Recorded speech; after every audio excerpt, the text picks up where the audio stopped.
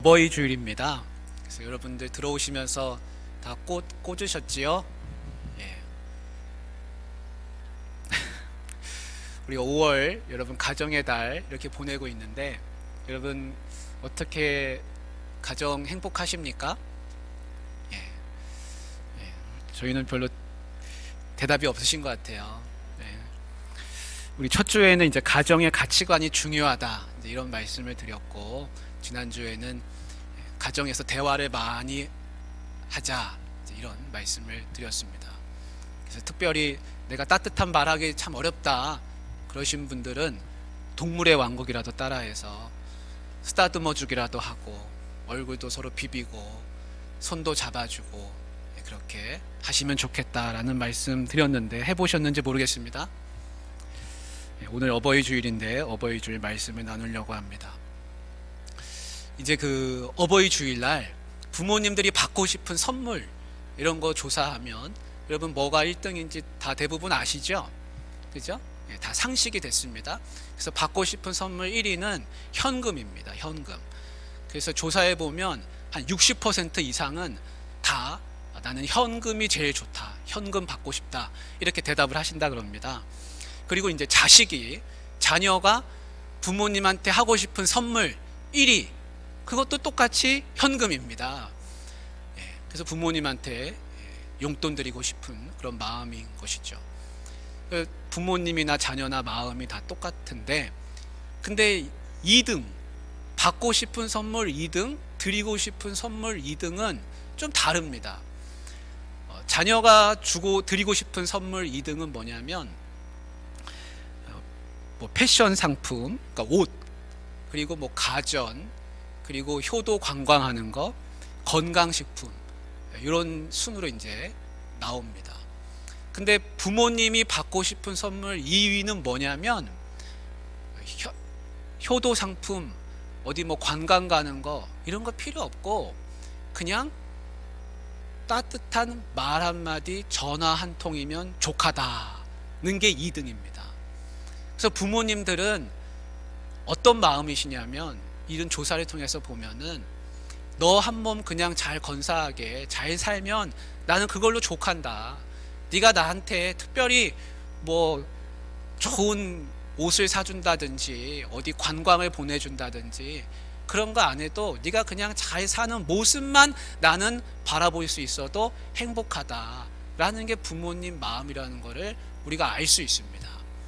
근데 혹여라도 네가 하고 싶으면 현금으로 해라, 이제 그런 마음이신 거죠.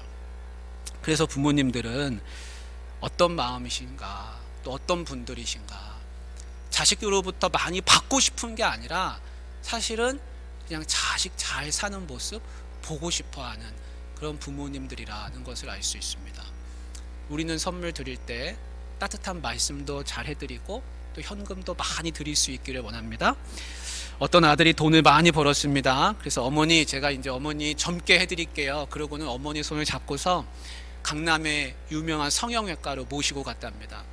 그리고 그곳에서 큰 돈을 지불하고서 어머니 여기서 주사 맞으면 어머니 젊어진다고, 다시 어머니 젊게 제가 해드리겠다고, 그동안 속썩인 거 너무 죄송하다고, 그러면서 큰 돈을 들여가지고 보톡스 주사를 잔뜩 맞게 해드렸다는 겁니다. 그리고 나서는 이제 어머니, 나중에 제가 못 올라오더라도 어머니 여기서 주사 맞으시면 된다고, 회원권까지 끊어가지고 그래서 정기적으로 다 맞을 수 있게 그렇게 이제 했다고 합니다. 근데 이 아들이 하나 모르는 게 있죠. 이 아들이 뭘 모릅니까?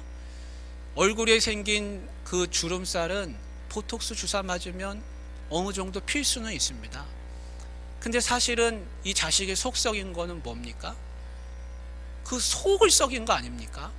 얼굴에 주름살은 그냥 나타난 거고 사실은 드러나지 않은 주름살이 마음속에 많이 있다는 겁니다. 그 어머니의 마음속에 있는 그 주름살, 눈에 보이지 않는 주름살은 보톡스 주사 맞아가지고는 펴지지 않는 것이죠. 성경에는 뭐라고 말씀하냐면 잠언 23장 25절에 네 부모를 즐겁게 하며 너를 낳은 어미를 기쁘게 하라, 이렇게 말씀합니다. 그러니까 어머니를 기쁘게 해드리고 어머니를 즐겁게 해드리고 그것이 어머니의 속을, 진정 그 속에 보이지 않는 주름살을 펴드릴 수 있는 방법이라 하겠습니다. 여러분, 많이 알려진 이야기인데요, 아마 읽어보신 분들이 계실 겁니다. 경북대 총장을 지낸 박찬석 교수님 일화입니다. 제가 좀 읽어드리겠습니다. 내 고향은 경남 산청이다. 지금도 비교적 가난한 곳이다. 그러나 아버지는 가정 형편도 안 되고 머리도 안 되는데도 아들인 나를 대구로 유학을 보냈다. 오래전 일이죠. 대구 중학교에 들어갔는데 공부가 그렇게 하기 싫었답니다. 그래서 그 결과는 1학년 여름방학 때 성적표로 나타났는데 석차는 68명 중에 68등, 꼴찌를 했다 그럽니다. 부끄러운 성적표를 갖고서 고향으로 가는 마음에 너무나 부끄럽고 부모님한테 그 성적표를 내보일 자신이 없어서 도저히 그걸 드릴 수 없어서 68명 중에 68등이라고 적혀있는 그 성적표를 잉크를 지워가지고 68명 중에 1등이라고 고쳤다는 겁니다. 그래서 아버지와 어머니에게 드렸더니 학교를 한 번도 다니신 적이 없는 부모님은 내가 1등으로 고친 성적표를 알아차리지 못하셨다. 참으로 다행한 일이었다. 대구로 유학한 아들이 집으로 왔으니 친지들이 집에 몰려들었다. 찬석이는 공부를 잘 했더냐라고 물었다.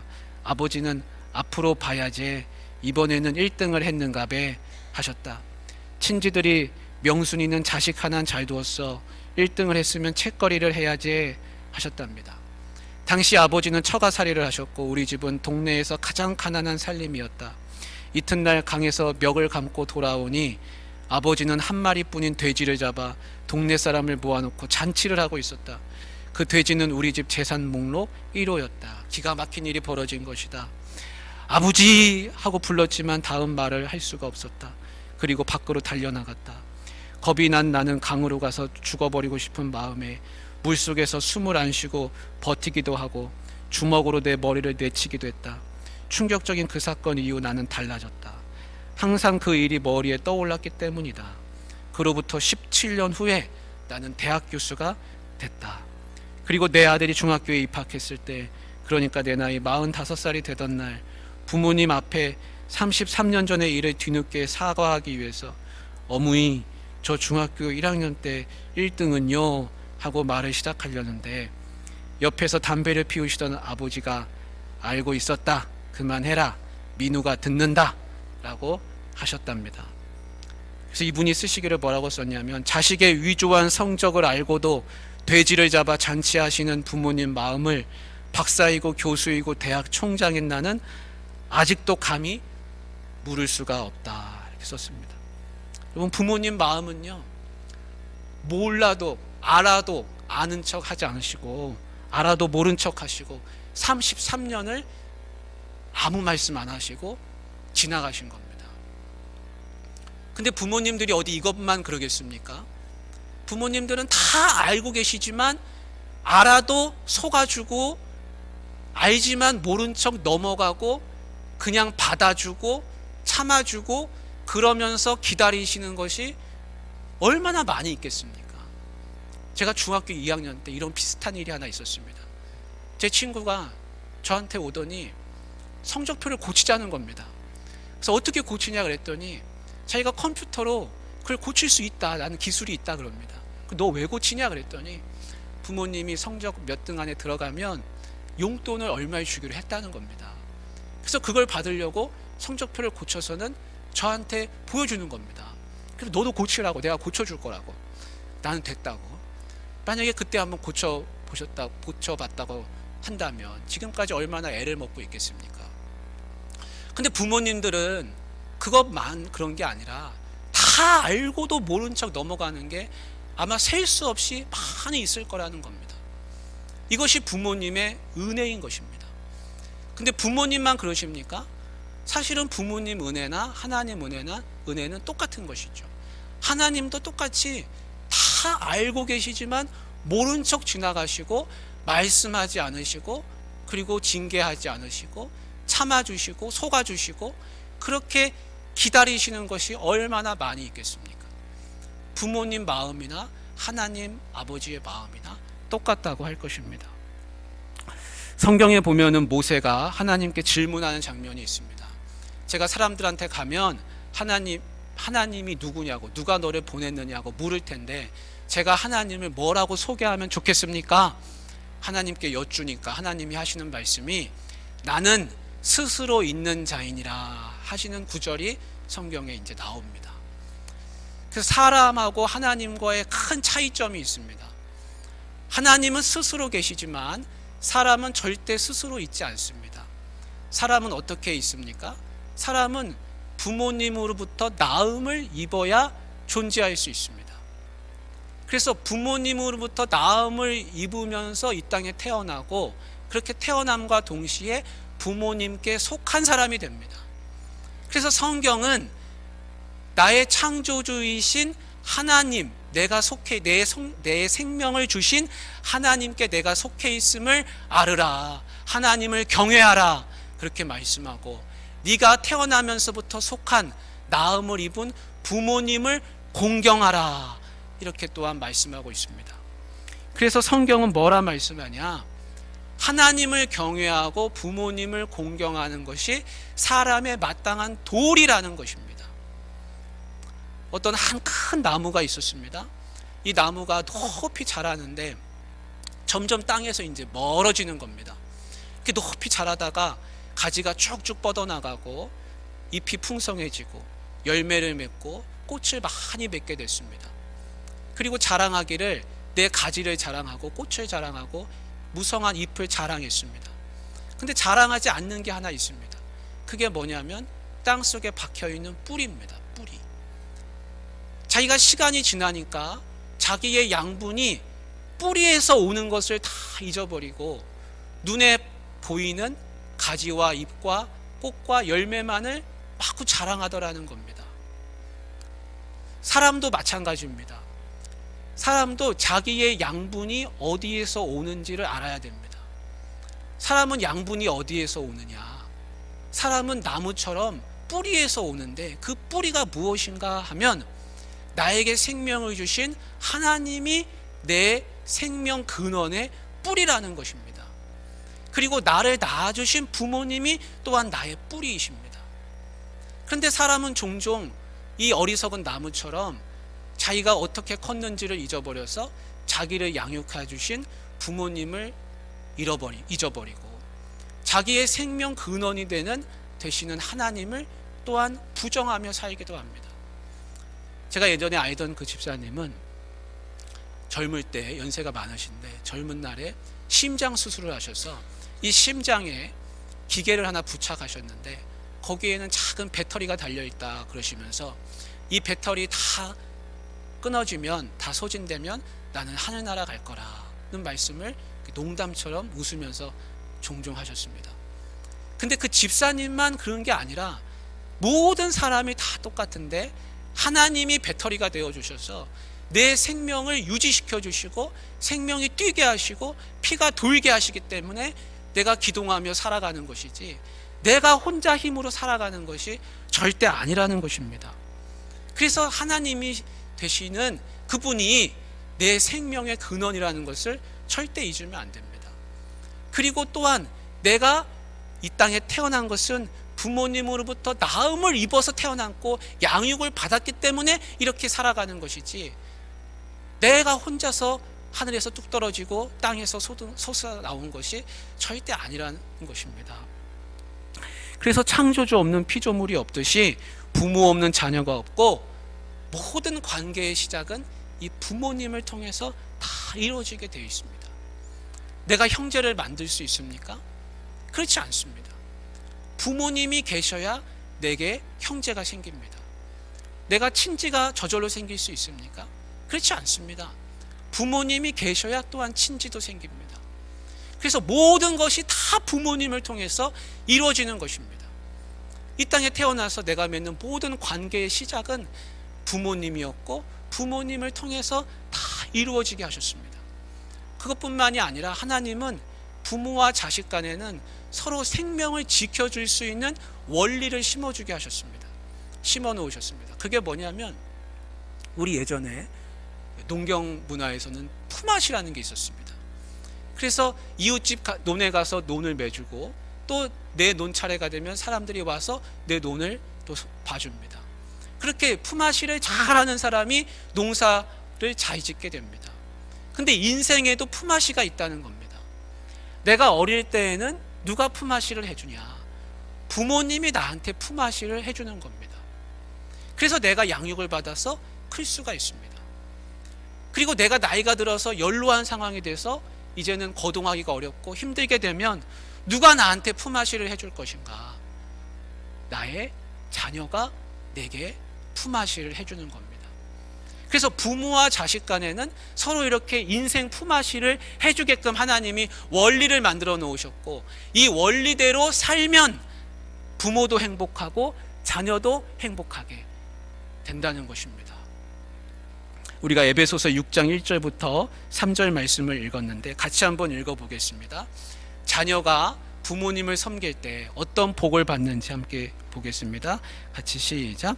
자녀들아, 주 안에서 너희 부모에게 순종하라. 이것이 옳으니라. 내 아버지와 어머니를 공경하라. 이것은 약속이 있는 첫 계명이니 이로써 네가 잘되고 땅에서 장수하리라. 아멘. 여기 공경이라고 하는 말의 그 본 뜻은 뭐냐면 무겁다라는 뜻입니다. 무겁다. 그래서 공경이라는 말의 본 뜻이 무겁다. 그 무겁다라는 말에서 시작해서 무거운 것은 소중하다, 무거운 것은 조심히 다뤄야 된다 라는 말뜻으로 이루어져서 그것이 공경이 됩니다. 그러니까 공경이라고 하는 것은, 부모님을 공경한다는 것은 뭐냐면 부모님이 하시는 말씀을 내가 무겁게 받아들이면 그것이 공경이 됩니다. 하나님을 경외하라 할 때도 그 경외도 똑같은 말을 씁니다. 카베드라고. 부모님 공경과 하나님 경외는 똑같이 이 카베드라는 말을 씁니다. 그 말의 근원은 뭐냐면 무겁게 여긴다는 겁니다. 가볍게 여기지 않는다는 겁니다. 그래서 하나님 말씀이든 부모님의 말씀이든 그것을 무겁게 받아들이는 사람은 부모님을 경외할 수 있고 하나님을 경외할 수가 있습니다. 거꾸로 하나님 말씀을 가볍게 여기고 부모님이 하시는 말씀을 가볍게 여기는 사람은 공경도 못하고 하나님 경외도 할 수가 없게 되는 것입니다. 성경은 이와 같이 부모님을 공경하는 사람에게 복을 주신다 그랬습니다.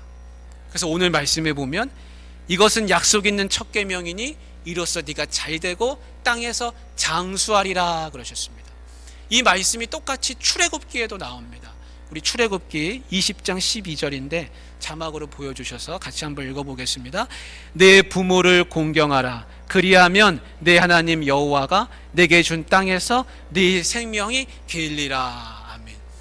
여러분, 이 10계명의 말씀 중에 5계명인데 하나님이 말씀하신 계명 중에 그리하면이라고 보상을 약속하시는 말씀은 이 말씀밖에는 없습니다. 그래서 에베소서에서는 약속이 있는 첫 계명이라 이렇게 말씀합니다. 여러분, 하나님은 약속해 주셨습니다. 부모님을 공경하면 네가 잘되고 장수할 것이다. 복을 약속해 주셨습니다. 우리가 10계명, 1계명부터 10계명까지 쭉 읽는데 나는 다른 계명은 잘 지켰는데, 나는 하나님은 잘 섬기고, 나는 살인, 간음, 도둑질, 거짓 증거, 남의 것 탐내지 않고 잘 살았는데 나는 부모님 공경은 잘 못했네. 10개 중에 하나 안 지켰네. 여러분, 그렇게 생각해서는 안 됩니다. 왜냐하면 이 10계명을 잘 들여다보면 1계명부터 4계명까지 나 외에 다른 신이 없고 안식일을 잘 지키고 하나님의 이름을 망령되게 하지 않고 우상을 만들지 않고, 이 1계명부터 4계명까지가 하나님 사랑하는 거고 6계명부터 10계명까지가 이웃 사랑하는 건데 그 중간에 뭐가 끼어 있습니까? 5계명이 부모님을 공경하는 겁니다. 그래서 하나님을 사랑하는 사람은 부모님을 공경하고 부모님을 공경하는 사람은 이웃까지도 사랑하게 되는, 이 10계명이 하나하나가 사실은 다 연결이 되어 있습니다. 그래서 나는 한 가지 안 지켰네 하고서 끝나면 되는 것이 아니라 하나를 안 지킨 그것이 10계명을 결국엔 다 안 지키는 모양이 되게 됩니다. 사랑하는 우리 성도님들, 하나님이 우리에게 하신 약속이 있습니다. 그것은 뭐냐면 부모님을 공경하면 네가 잘 될 거라는 겁니다. 이 땅에서 복을 받고 네가 잘 살 거라는 겁니다. 이것은 세상이 하는 약속이 아닙니다. 세상의 약속은 네가 공부 잘하고 좋은 대학 가고 취업하고 돈을 많이 벌고 네가 건강하고 그렇게 살면 너는 행복할 거라고 말해줍니다. 성경에는 그렇게 말씀하지 않습니다. 성경이 하는 약속은 뭐냐면 부모님을 공경하면 네가 땅에서 잘 되고 장수한다는 겁니다. 오늘 우리가 룻의 말씀을 잠깐 읽었는데 룻기에 나오는 이 가정은 다 깨진 가정입니다. 여러분, 나오미가 모압 지방으로 이주했을 때 이주하고 나서 10년 동안 살고 나서 아무것도 손에 남은 게 없습니다. 남아있는 거는 며느리 2사람입니다. 아들 둘도 세상 떠났고 남편도 세상 떠났습니다. 시어머니 1명, 며느리 2사람, 여자 3만 남았는데 아무런 소망이 없습니다. 이 며느리 2사람 데리고서 베들레헴으로 돌아가면 모압 여인들 눈총받고 사람들한테 박대받고 제대로 살기가 어렵습니다. 너희들 다 천장으로 돌아가라. 나도 베들레헴으로 가겠다. 그래서 오르바라고 하는 며느리가 먼저 울면서 어머니 나는 먼저 갑니다 하면서 울면서 떠나갔습니다. 근데 룻이라고 하는 한 며느리가 남아서 어머니, 나는 어머니를 절대 떠나지 않겠습니다. 제가 어머니를 떠나는 것은 제가 죽어야 떠나는 겁니다. 어머니를 절대 혼자 놔두지 않겠습니다 하면서 그 룻이 어머니에게 자신의 결심을 이야기합니다. 룻은 압니다. 내가 어머니를 떠나면 이 어머니 아무도 모실 사람 없고 이제는 베들레헴에 가서 혼자 살아야 한다는 것을 압니다. 근데 내가 따라가면 나는 비록 박대받고 눈총받고 이방 땅에서 베들레헴에 가서 나는 모압 여인으로서 살아야 하지만 그래도 나는 부모님 어머니를 혼자 남겨두지 않고 나는 끝까지 모시겠다고 그렇게 다짐을 했습니다. 여러분, 이 아무것도 남지 않은 가정, 이 가정이 하나님이 다시 일으키시는 가정, 살리시는 가정이 됩니다. 이 가정이 어떻게 살아났습니까? 그것은 다른 게 아닙니다. 부모 공경이라고 하는 하나님 말씀을 이 가정에서 실천하기 때문에 이 가정이 다시 살아나는 겁니다. 여러분, 내가 힘든 가정이 있습니까? 내가 어려운 가정이 있습니까? 내 가정을 다시 살릴 수 있는 길은 돈을 많이 버는 것도 아니고 세상에 다른 길이 있는 게 아닙니다. 하나님 말씀이 그 가정에서 다시 살아나면 그 가정이 다시 일으켜지고 회복되는 줄 믿으시기를 바랍니다. 그래서 부모 공경이라고 하는 이 한 가지를 지켰더니 이 가정이 나중에 다윗의 가정이 되고 메시아를 낳는 가정이 되는 것입니다. 하나님은 우리 가정들이 다 다시 회복하기를 원하십니다. 먼저 부모님 떠난 가정도 있을 것이고 어려움이 있는 가정들도 있을 겁니다. 근데 중요한 것은 뭐냐면 부모님이 살아계시면 부모님을 끝까지 모시기를 붙들고서 말씀을 실천하면 그러면 그 가정은 하나님이 복을 주십니다. 그리고 부모님 다 먼저 떠나가시고 자식이 있다면 그 자식이 나를 잘 섬겨서 부모 공경이라고 하는 이 말씀을 그들의 삶에서 실천하면 이 가정이 다시 일으켜지고 하나님의 복을 받아서 살아가는 가정이 되는 것입니다. 제가 숙제 한 가지씩 드리겠습니다. 혹시 집에 가족 사진이 있으시거든 그 가족 사진을 꼭 꺼내 보십시오. 사진은 나이를 먹지 않습니다. 사진 속에 있는 그 부모님, 가족들 한 번씩 보시면서 우리 집에 하나님 말씀이 살아있는가, 부모 공경이라고 하는 하나님이 복 주시려고 하는 이 말씀이 우리 가정 속에 살아있는가 생각해 보면서 이 말씀을 어떻게 실천할까. 하나님, 우리 가정에도 부모 공경이라고 하는 이 놀라운 하나님의 말씀이 임하여서 복을 받는 가정이 되게 하여 주옵소서. 그렇게 기도하시길 바랍니다. 혹여 나는 가족이 주변에 없다, 나는 자녀도 또 주변에 사람들이 없다 하시는 분이 계시거든. 여러분, 낙심하지 마시고 하나님 아버지가 내 아버지시라, 나는 죽는 날까지 하나님 아버지께 부모 공경을 실천하면서 살겠다 다짐하시면 내가 마지막 날까지 복을 받아 살면서 누리게 될 줄로 믿습니다. 사랑의 하나님 아버지,